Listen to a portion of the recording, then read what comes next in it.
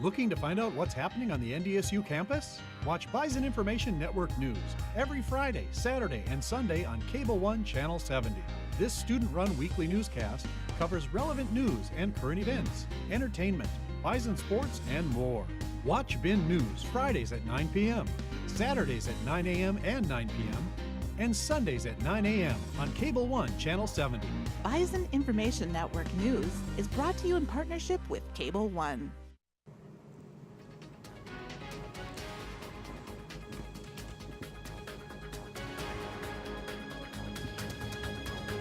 Good afternoon, ladies and gentlemen. Welcome back to Frisco, Texas, home of the 2019 FCS National Championship Game, where we saw NDSU beat Eastern Washington for their 7th title in 8 years, 38-24.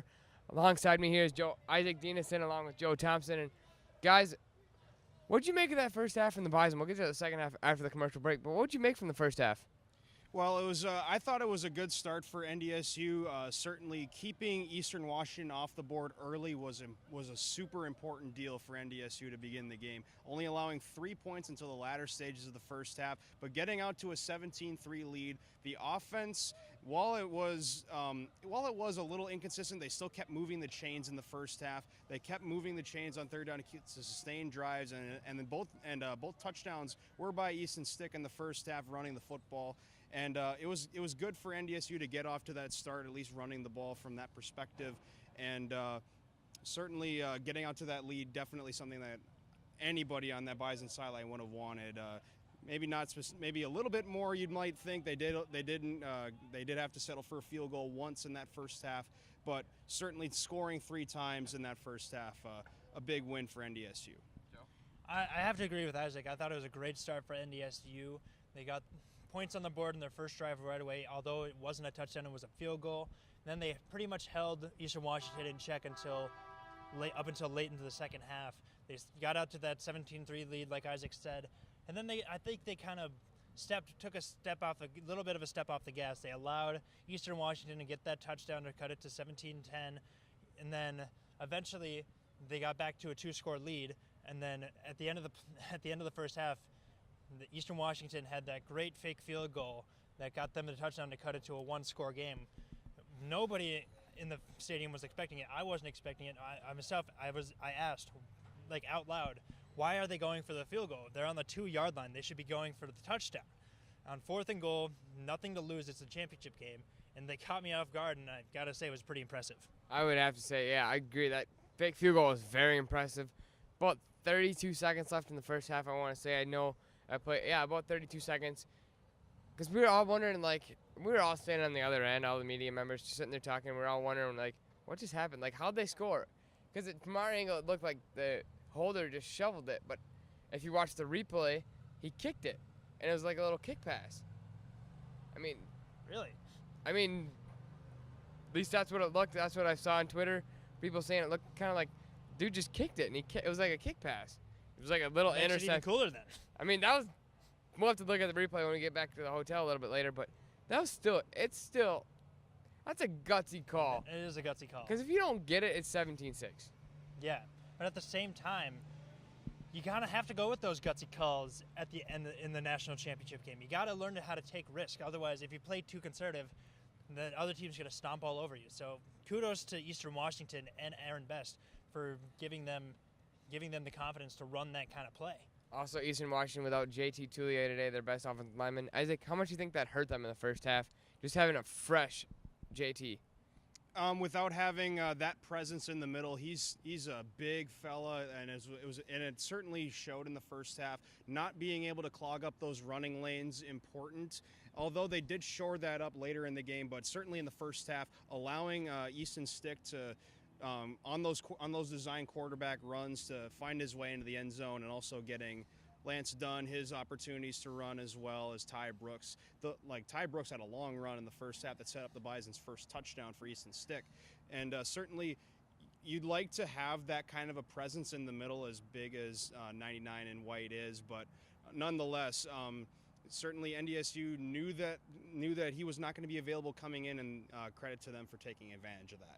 Joe? I think losing any star player is a big deal, but losing one of that caliber who leads your defense, clogs up that middle is going to be a huge loss. I think you saw it today in that first half. Easton Stick was able to run for 2 rushing touchdowns.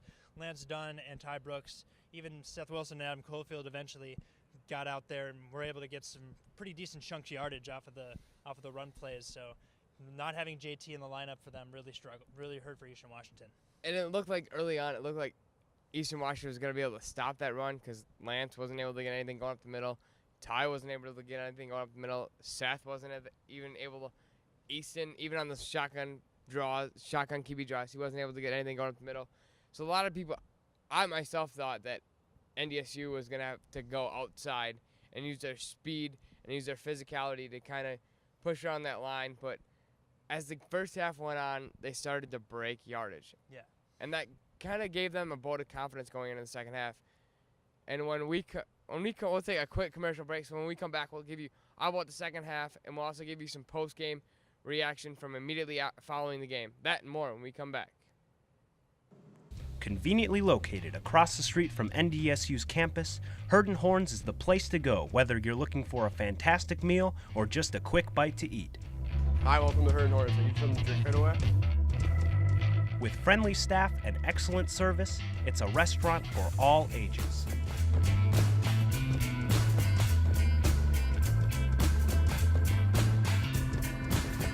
Herd and Horns, your home for great food and Bison sports.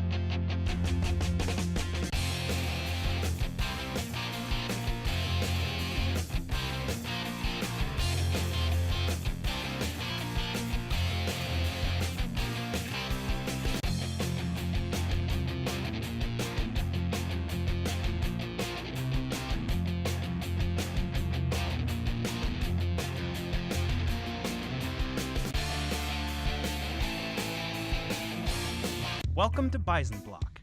If you are an NDSU student, you know it well. It's located right across the street from campus. How would you like to live in the same building as Starbucks, Jimmy John's, and Herd and Horns? Bison Block offers high-quality apartments at a very affordable price.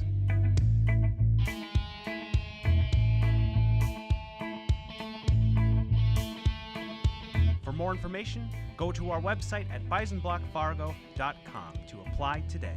Welcome back, everybody, to Frisco, Texas. As I said before in the opening, home of the FCS National Championship, and Frisco just signed a 5-year deal extension to keep the FCS National Championship here through 2024, and the NCAA has the option to pick up year 2025. And now we'll get back to the game in the second half.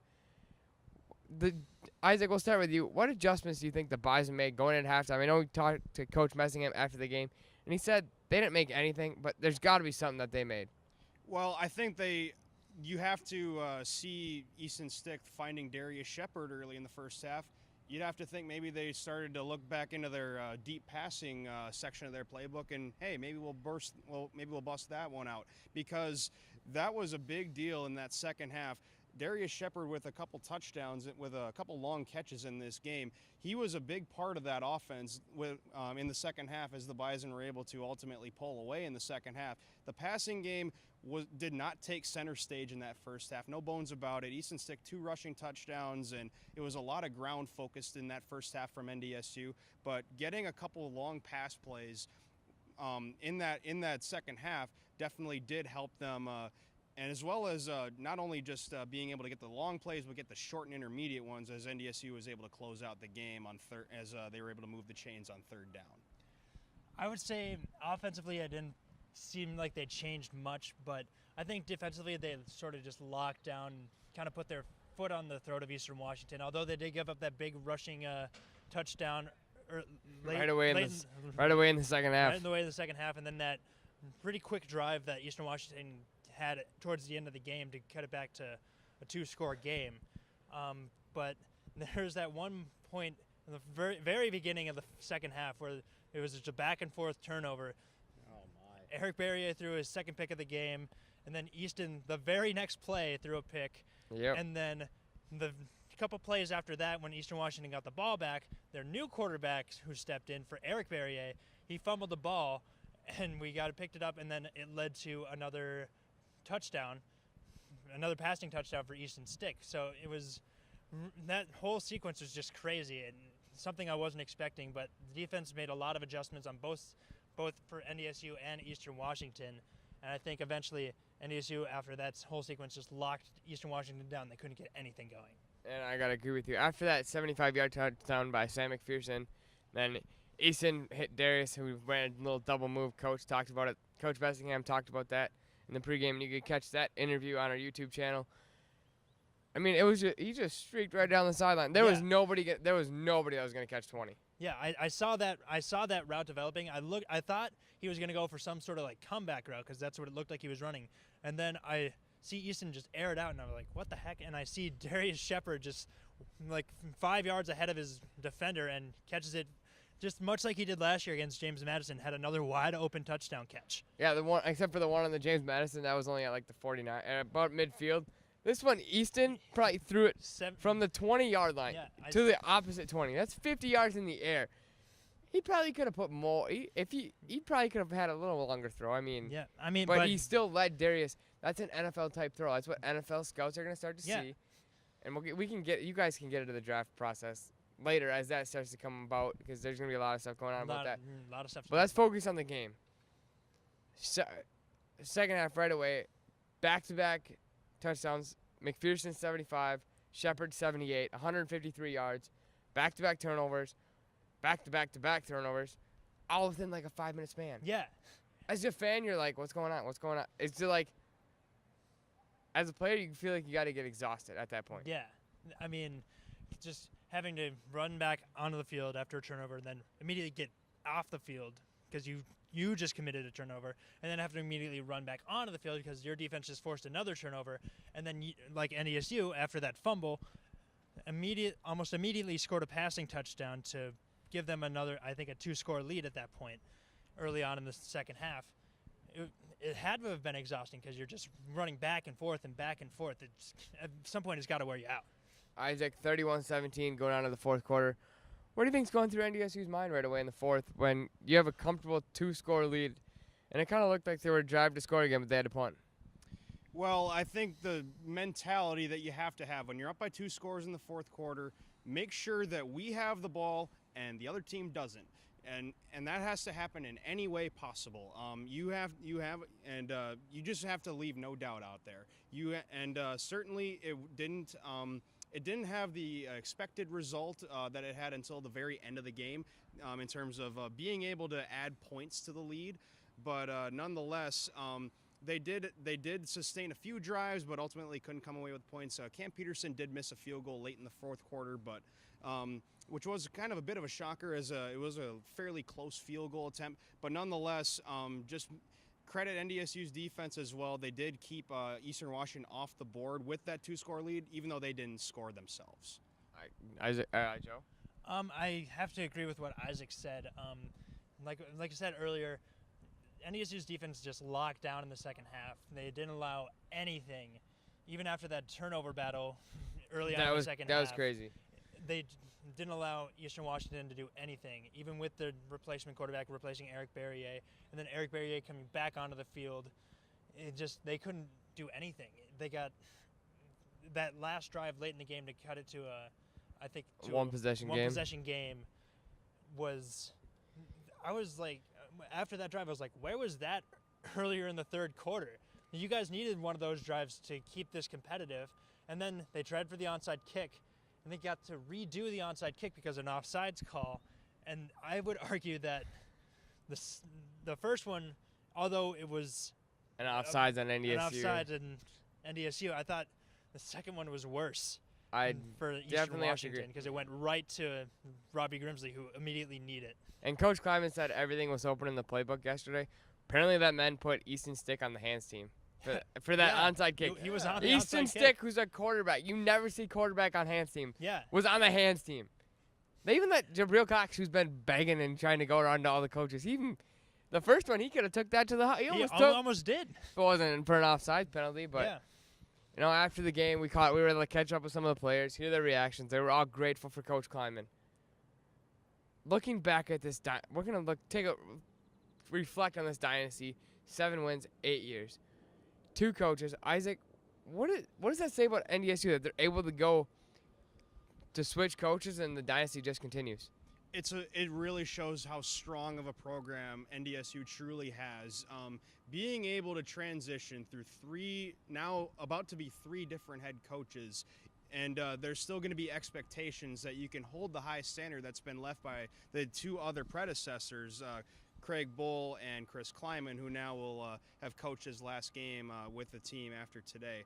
But it really shows how strong the program is. It's a very tight-knit group of players and coaches. They all know what goal they're going for, and they're all buying into the culture. NDSU's culture is about as unmatched as anywhere else at not just the FCS level, but in college football as a whole. If you sign on to play at NDSU, as they've shown over the years, if you put in the hard work and buy into the culture that NDSU sells, you're going to walk away at least once, maybe twice, heck, even 3 times we've been shown as a champion. Joe? I think it's going to bring an interesting point up here. James Madison, when they got into the playoffs this year, their coach said they felt disrespected that they weren't a ranked team. And then rumors started to go around that Mike Houston was going to take a job at an FBS school. I think that really messed with the vibe for James Madison after that first playoff win, and then they went to go play Colgate. When I saw that game, when I heard about that game and heard about the rumors, I was like, that's going to mess James Madison up because Mike Houston's a great coach. And the rumors of him potentially leaving is going to get into the James Madison players' heads. And I say that would never happen in NDSU. Trey Dempsey was quoted as saying, congratulations to Coach Kleiman and wish him the best, but you could put paraphrasing here, you could relatively put any coach in an NDSU and the players will still respond and keep getting to themselves to these games, keep winning championships no matter who is at the head coaching position. And I think I got to echo what both you said. Although putting a coach in to any program, the players still got to play it, but the coaches still have to game plan. So that's why you play the game. The players do have to buy into the system. That's what they did with Kleiman, with Bull. I know, and a lot of it, when he left, it kind of left the sour taste in people's mouth. That's why Kleiman was so transparent. He was open and honest with all of his players. And he just came flat out and addressed it right away. He's like, there's going to be rumors going around of me going to Kansas State. I'm one of the top candidates. I know I am. I'm sure his agent was in talk with Kansas State for a long time and just kind of kept Kleiman out of it and kept him mum until Gene Taylor called him and said, hey, do you want to be the next? How would you like to be the next head coach at Kansas State? And it's an honor to go there. You're replacing legendary Bill Snyder, such a great coach in the Big 12. But NDSU sent him out the right way today with the national championship. I would have to agree. Sending any coach out the right way with in the FBS a bowl win, or in this case a national championship, is just about as good as it can get. Having your coach go out on such a high note is going to be special for every single player, every single coach, and every person involved with this football program. It's going to be special for everybody. Well, that is all we have for down here on this edition of X's and O's, recapping the 2019 FCS National Championship. Well, once again, NDSU beat Eastern Washington 38-24. Joe, Isak, I'd like to thank you guys for coming down and helping me out through all this journey. I mean, it's been fun. Yeah. And it's been fun at BIN because it's my final time being on X's and O's. We will have so much more stuff coming out a little bit later tonight. Hopefully, we're gonna try to get this up as soon as possible. But for one final time, I'm Eric Bunnell reporting for Bison Information Network in Frisco, Texas.